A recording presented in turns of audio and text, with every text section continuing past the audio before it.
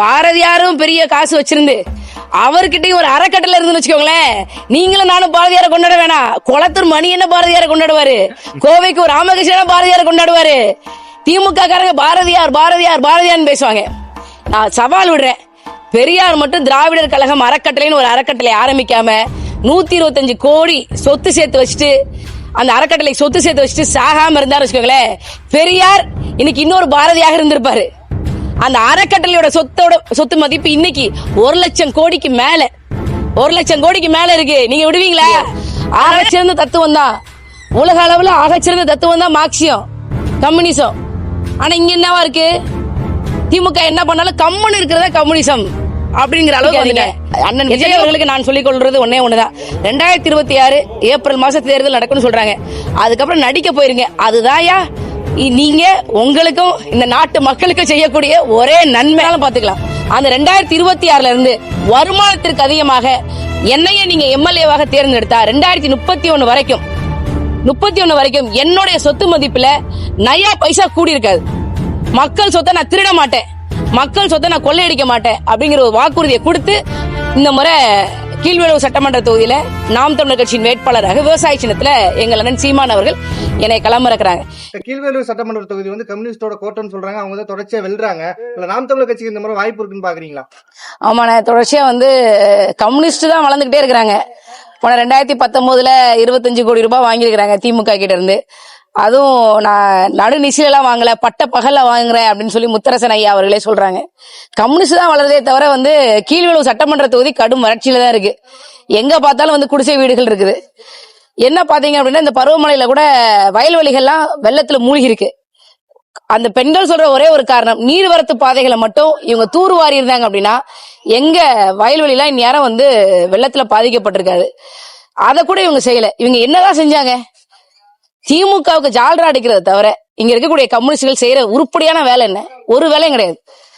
சாராய ஆலை கிட்ட இருந்து கட்சி நிதி வாங்குறாங்க. விளங்குமா இந்த கட்சி?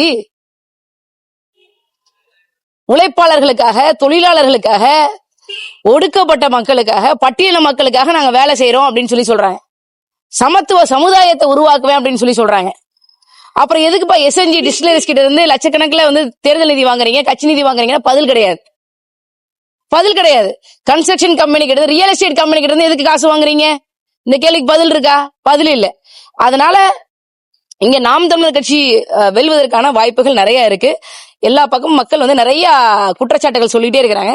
இந்த குற்றச்சாட்டுகளுக்கான தீர்வு அவங்க வரக்கூடிய சட்டமன்ற தேர்தல்ல போடக்கூடிய வாக்குகள்ல தான் இருக்கு அப்படின்னு சொல்லி நம்ம மக்கள் கிட்ட வந்து ஒரு விழிப்புணர்வு பரப்புரை மாதிரி நம்ம பண்ணிட்டு வரோம். மக்கள் கிட்டயும் இதுக்கு வந்து ஒரு நல்ல வரவேற்பு இருக்கிறது. அதனால வந்து கம்யூனிஸ்ட இனிமேல் வந்து நாகப்பட்டினத்துல ஒரு காலத்துல கம்யூனிஸ்ட் வந்து நல்லதா நிறைய விஷயங்கள் பண்ணாங்க. ஆனா இன்னைக்கு என்ன ஆயிடுச்சு? திமுகவினுடைய ஒரு தொழிற்சங்க பாசறையாக இரு கம்யூனிஸ்ட் கட்சிகளும் மாறி இருக்கிறது வந்து கண்கூடி, இதை யாராலையும் மறுக்க முடியாது. ஆகச்சிறந்த தத்துவம் தான், உலக அளவுல ஆகச்சிறந்த தத்துவம் தான் மார்க்சியம், கம்யூனிசம். ஆனா இங்க என்னவா இருக்கு? திமுக என்ன பண்ணாலும் கம்முன்னு இருக்கிறதா கம்யூனிசம் அப்படிங்கிற அளவுக்கு வந்துட்டாங்க. எத்தனையோ பிரச்சனைகள் நடக்குது. இங்க பாருங்க, திருவள்ளூர் மாவட்டத்துல பள்ளிக்கூட சுற்றுச்சுவர் இடிந்து 7ஆம் வகுப்பு படிக்கிற மாணவன் இறந்து போயிருக்கிறான். இவர்களுடைய எதிர்வினை என்ன? ஒரு மண்ணாங்கட்டியும் கிடையாது. இந்த கீழ்வேளூர் சட்டமன்ற தொகுதியை சேர்ந்த ஒரு இயக்கத்தின் தலைவர், புரட்சி தமிழர் மக்கள் இயக்கம் கட்சியினுடைய தலைவர் அண்ணன் ஆனந்தராஜ் அவர்கள் குண்டாஸ்ல அடைச்சிருக்காங்க. காரணம் என்ன சொல்றாங்க? திமுக எதிர்த்து முகநூல்ல வந்து பதிவு போட்டாரு அப்படின்னு சொல்லி சொல்றாங்க.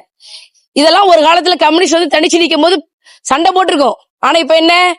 திமுகவுக்கு ஒட்டுமொத்தமாக ஊதுகுழலாக செயல்படுகிறார்கள். இந்த மாதிரியான வேலைகளை முகநூல் பதிவுக்காக குண்டாஸ்ல சட்டம் போடு, குண்டாஸ்ல சிறையில் அடைக்கிற இந்த திமுக அரசை நாங்க நாம் தமிழர் கட்சி வன்மையாக கண்டிக்கிறோம். அதனால வந்து தொடர்ச்சியாக பல்வேறு பிரச்சனைகள் இருக்கு. எல்லா இடமும் குடிசை வீடுகள் இருக்கு. அந்த குடிசை வீடுகளை மாற்றணும்னு நினைக்கிறோம். மத்திய அரசு கிட்ட இருந்து பணம் வருது, மாநில அரசு கிட்ட பணம் இருக்கு, கொடுக்கணும். கொடுத்தா இங்க இருக்க கீழ்வேளூர் சட்டமன்ற தொகுதி முழுக்க இருக்கக்கூடிய குடிசை வீடுகளை மாற்றுவதற்கு ஒரு வாய்ப்பு கிடைக்கும். உண்மையும் நேர்மையாக பணியாற்றுவதற்கு நாங்கள் தயாரா இருக்கோம். எங்களுக்கு வாக்களிக்க மக்கள் தயாராக இருக்கிறாங்களான்னு சொல்லு. 2026 நான் வேட்புமனு தாக்கல் செய்யறேன். அந்த வேட்புமனு தாக்கல் செய்யும் போது என்னுடைய அசையும் சொத்துக்கள், அசையா சொத்துக்கள், என்னுடைய கடன் பட்டியல் எல்லாத்தையும் வெளியிடுறோம். யாருனாலும் பாத்துக்கலாம், மக்கள் யாருனாலும் பாத்துக்கலாம். அந்த 2026 இருந்து வருமானத்திற்கு அதிகமாக என்னையே நீங்க எம்எல்ஏவாக தேர்ந்தெடுத்தா 2031 வரைக்கும் என்னுடைய சொத்து மதிப்புல நயா பைசா கூடி இருக்காது. மக்கள் சொத்தை நான் திருட மாட்டேன், மக்கள் சொத்தை நான் கொள்ளையடிக்க மாட்டேன் அப்படிங்கிற ஒரு வாக்குறுதியை கொடுத்து இந்த முறை கீழ்வேளூர் சட்டமன்ற தொகுதியில நாம் தமிழர் கட்சியின் வேட்பாளராக விவசாய சின்னத்துல எங்கள் அண்ணன் சீமான் அவர்கள் என்னை களமிறக்குறாங்க. எனக்கு மக்கள் தான் வாய்ப்பு கொடுக்கணும், அவங்க வீட்டு மகளாக என்னை தேர்ந்தெடுக்கணும், அவர்களுக்கு அவர்களே ஒரு அதிகாரத்தை கொடுக்கணும் அப்படின்னா நாம் தமிழர் கட்சியின் விவசாய சின்னத்துக்கு வாக்களிக்கணும்னு கேட்டுக்கிறேன். அக்கா, திடீர்னு பாரதியார கையில எடுத்திருக்கீங்க, என்ன காரணம்? பாரதியார் எங்க அண்ணன் 2024 கையில் எடுத்துட்டாரு. பாரதியாரும் பெரியாரும் தான் இங்க சிக்கல். பெரியாருடைய என்ன, பெரியார் நிறைய பிராமணர்களுக்கு ஆதரவு கொடுத்திருக்காரு, ராஜாஜிக்கு ஆதரவு கொடுத்திருக்காரு, டிடி கிருஷ்ணமாச்சாரியாருக்கு ஆதரவு கொடுத்திருக்காரு, எல்லாம் கொடுத்திருக்காரு. ஆனா அவங்கள பணக்கார பார்ப்பான்ஸ், பணக்காரர்களுக்கு பெரியார் ஆதரவு கொடுப்பாரு, நிப்பாரு. ஆனா பாரதியார் யாரு? வறுமையின் பிடியில இருந்தவர். உழைக்கிற சம்பளம் கால் வைத்து கஞ்சிக்கு ஆகாது. அப்படிப்பட்ட ஒரு வறுமையான பார்ப்பன சமூகத்தை சேர்ந்தவர் தான் ஐயா பாரதியார். இப்ப பாரதியாரும் பெரிய காசு வச்சிருந்து அவர்கிட்டயும் ஒரு அறக்கட்டளை இருந்து வச்சுக்கோங்களேன், நீங்களும் நானும் பாரதியாரை கொண்டாட வேணாம். குளத்தூர் மணி என்ன பாரதியாரை கொண்டாடுவாரு, கோவைக்கு ஒரு ராமகிருஷ்ணன் பாரதியாரை கொண்டாடுவாரு. திமுக காரங்க பாரதியார் பாரதியார் பாரதியார்னு பேசுவாங்க. நான் சவால் விடுறேன், பெரியார் மட்டும் திராவிடர் கழகம் அறக்கட்டளைன்னு ஒரு அறக்கட்டளை ஆரம்பிக்காம 125 கோடி சொத்து சேர்த்து வச்சுட்டு, அந்த அறக்கட்டளை சொத்து சேர்த்து வச்சுட்டு சாகாம இருந்தாரு வச்சுக்கோங்களேன், பெரியார் இன்னைக்கு இன்னொரு பாரதியாக இருந்திருப்பாரு. அந்த அறக்கட்டளையோட சொத்து மதிப்பு இன்னைக்கு 1 லட்சம் கோடிக்கு மேல, 1 லட்சம் கோடிக்கு மேல இருக்கு. நீங்க விடுவீங்களா? அதனாலதான் திமுக பெரியார் தூக்கி பிடிக்கிறாங்க. பெரியார் என்பது ஊதி பெருக்கப்பட்ட பிம்பம். அந்த பிம்பத்தை எங்க அண்ணன் சீமான் அவர்கள் சொல்றாங்க, நான் கடப்பாறையை வச்சு இடிப்பேன் அப்படின்னு. அதை நாங்க சரியா செஞ்சுக்கிட்டு இருக்கோம், உடப்போம். பெரியார் ஒரு ஊதி பெருக்கப்பட்ட பிம்பம், திராவிடம் ஒரு ஊதி பெருக்கப்பட்ட பிம்பம். தமிழ் தேசம் தான் இந்த மண்ணையும் மக்களையும் வாழ வைக்கக்கூடிய ஒரு சித்தாந்தம். அந்த சித்தாந்தத்தை தான் நாம் தமிழர் கட்சி பிள்ளைகள் நாங்க தேர்ந்தெடுத்து மக்களுக்காக வேலை செஞ்சிட்டு இருக்கோம். உறுதியாக நாங்க வெல்லுவோம். இந்த மண்ணுல திமுக வென்றிருக்கு, அதிமுக வென்றிருக்கு, கம்யூனிஸ்ட் வென்றிருக்கு, காங்கிரஸ் வென்றிருக்கு, பாஜக வென்றிருக்கு. மக்களாகிய நீங்கள் என்னைக்கு வெல்ல போறீங்க? தமிழ்நாடு மக்கள் நீங்க வெல்லணும்னு நினைச்சீங்கன்னா இந்த முறை நாம் தமிழர் கட்சி விவசாய சின்னத்துக்கு வாக்களிங்க. கட்டாயம் நீங்களும் வெல்லுவீங்க, நானும் வெல்லுவோம். சரிக்கா, இப்ப டிவிகே டிஎம்கே தவிர மற்ற யாருமே களத்துல இல்லைன்னு விஜய் சொல்லியிருக்காரு. அது களத்தை பத்திலாம் அவர் பேசக்கூடாதுங்க, களத்தை பத்திலாம் அவர் பேசவே கூடாது. களம்னா அவருக்கு என்னன்னு தெரியுமா?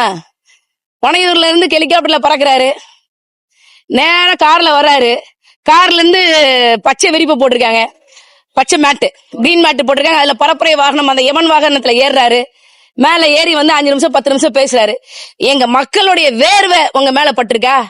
எங்க மக்களுடைய சாதாரண அடித்தட்டு மக்கள், உழைக்கும் மக்கள், பாதிக்கப்பட்ட மக்கள், போராடக்கூடிய மக்களுடைய மூச்சு காத்து உங்க மேல பட்டிருக்கா? நீங்கள களத்தை பத்தி பேசலாமா? களத்தை பத்தி பேசுக ஒரு வரைமுறை இருக்குங்க. எங்க அண்ணன் சீமான் பாருங்க, 15 ஆண்டுகளாக 2009 இருந்து இப்ப வரைக்கும் களத்திலே தான் இருக்கிறாரு. யாரு களத்தை பத்தி பேசினா இது இல்லையா? இடிந்தகரை போராட்டத்துக்கு போனீங்களா? கூடங்குளம் அணுமின் நிலையத்துக்கு எதிரான போராட்டத்துல நீங்க கலந்துக்கிட்டீங்களா? நீங்க வேடிக்கை பாப்பீங்க. ஜல்லிக்கட்டு போராட்டத்துல முகத்துக்கு கர்ச்சி கட்டி வேடிக்கை பாப்பீங்க. ஆனா அந்த ஜல்லிக்கட்டு போராட்டத்திற்காக 2 ஆண்டுகள 3 ஆண்டுகளாக இந்த மக்களை ஜல்லிக்கட்டு போராட்டத்துக்காக தயார் செய்த புரட்சியாளன் எங்கள் அண்ணன் செந்தமிழன் சீமான் அவர்கள். அப்படி ஏதாவது செஞ்சீங்களா? ஜல்லிக்கட்டு போராட்டத்தின் போது நடுத்தெருவுல எந்த விதமான ஒரு போர்வை இல்லாம, படுக்கை விரிப்பும் இல்லாம, எந்த விதமான வசதிகளும் இல்லாம படுத்து வரைக்கும் இந்த மக்களோட மக்களாக நின்றவர் அண்ணன் செந்தமிழன் சீமான் அவர்கள். அதனால நீங்களா ஏதாவது பேசிக்காதீங்க. அண்ணன் விஜய் அவர்களுக்கு நான் சொல்லிக் கொள்றது ஒண்ணுதான், 2026 ஏப்ரல் மாச தேர்தல் நடக்கும்னு சொல்றாங்க. அதுக்கப்புறம் நடிக்க போயிருங்க. அதுதான்யா நீங்க உங்களுக்கும் இந்த நாட்டு மக்களுக்கும் செய்யக்கூடிய ஒரே நன்மை. அப்ப இப்ப கீழ்வேலூர்ல பயணிச்சுட்டு இருக்கீங்க, என்ன செயல்பாடுகள் போயிட்டு இருக்கு? ஆனா தொடர்ச்சியாக நாங்க துண்டறிக்கை கொடுத்து மக்களை பாத்துக்கிட்டு வரோம். மொத்தம் 89 ஊராட்சிகள் இருக்கு.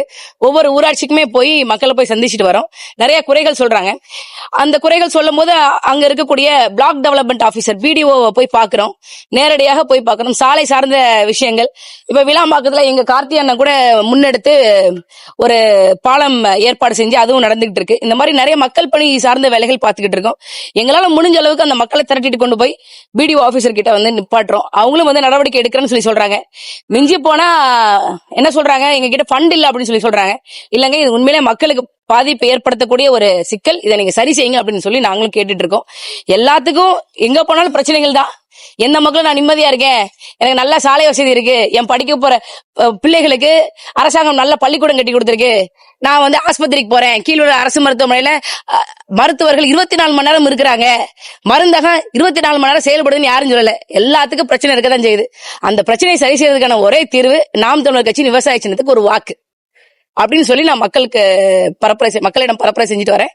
இந்த முறை பார்ப்போம், மக்கள் எனக்கு வாக்களிப்பாங்க, வெற்றி பெற செய்வாங்க அப்படின்னு சொல்லி நான் உறுதியா நம்புறேன்.